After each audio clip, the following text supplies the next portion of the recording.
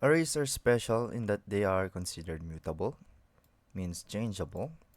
This means you can change the value at an index directly.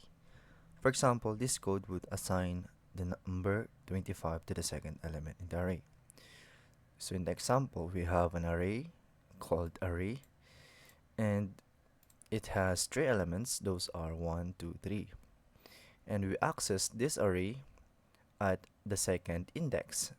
Since arrays in JavaScript are zero index, that means the 1 is at the second.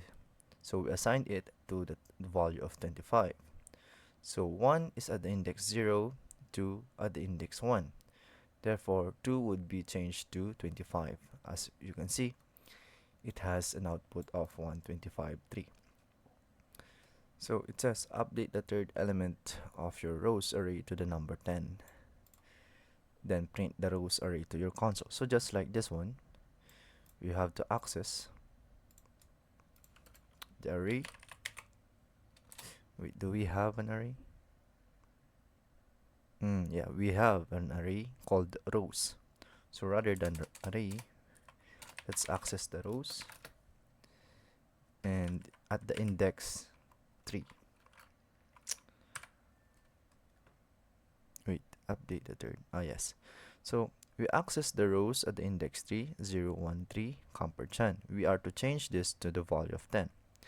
So since JavaScript rather is a zero index, that would mean 0 is 1, 1 is 2, and 2 is 3. And we would change it, I mean we would assign it to the value of 10. And then if we console log this one, call in the rows at the index 2, which is the third element rather, it would have value of 10. Oops. You should use bracket notation on the rows array again. I just did rows 0, 1. Huh?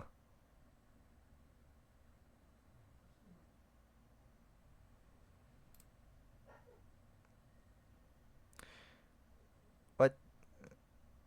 0, 1, 2. This is the third one. Number 10. Okay, console dot log. Oh, shish. That would mean we are just,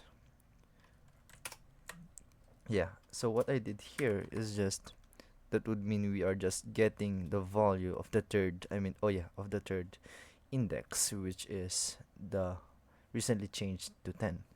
So we are to console.log all of the elements of the array. So we just call in here the rows. So yes, that would be it.